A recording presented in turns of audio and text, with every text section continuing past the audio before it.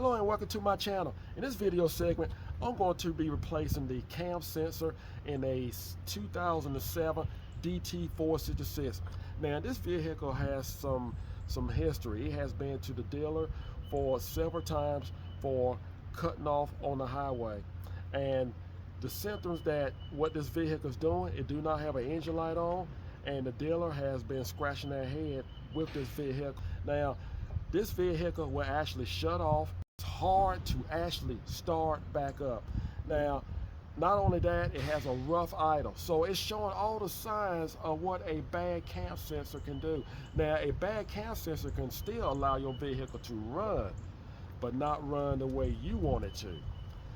If you're not a subscriber, just hit that button, become a subscriber right away. So let's begin. I'm on the right side of the engine.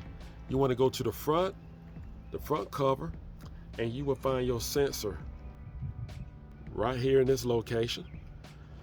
Here's your cam sensor, and you have your harness going to it. Now, if you have any doubts about your cam sensor, you want to check those two wires and make sure that you do not have a broken wire or a wire that's about to break. That will make a difference on your cam sensor. We're going to use an 8mm to remove the bolt. We just have one bolt to remove, and you can remove the harness once you remove the cam sensor, or you can remove the harness before you remove the cam sensor. As for me, I'm going to remove the harness when I remove the cam sensor.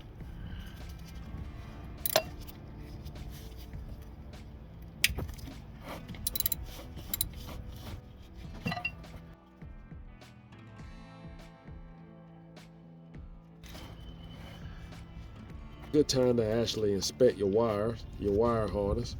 Look like someone has already broken this clip, so you want to be extra careful. If you have any doubts about your connector, replace it. Here's our cam sensor, and here's the part number, price range, and I believe in sticking with international, especially when it comes down to sensors, because if there's any issues with your vehicle, the first thing the manual is going to ask you, do you have the qualified recommended sensor for your unit? So to be on the safe side, just stick with international. I went ahead and connect the harness prior to installing the cam sensor. And we just go ahead and install the sensor. I'm going to twist back and forth. Because you have an O-ring, you have to get that O-ring in there without damaging it.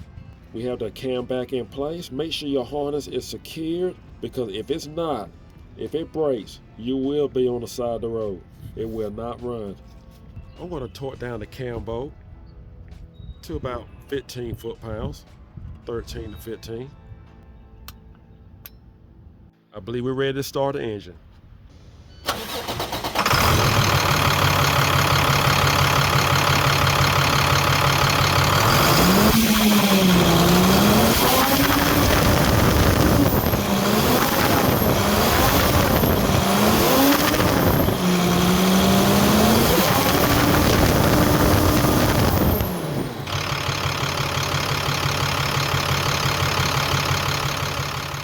Takes to change a cam sensor, according to the dealer, a Matt Force DT. That's what we're working on, a 2007 model. Just make sure that harness is in good condition. Just put the cam back. There's only one way to actually do it, and make sure you get it from your international dealer so you can be on the safe side. I hope this video helped. Do not forget to subscribe, and I hope it helped me too as well. Take care, and God bless.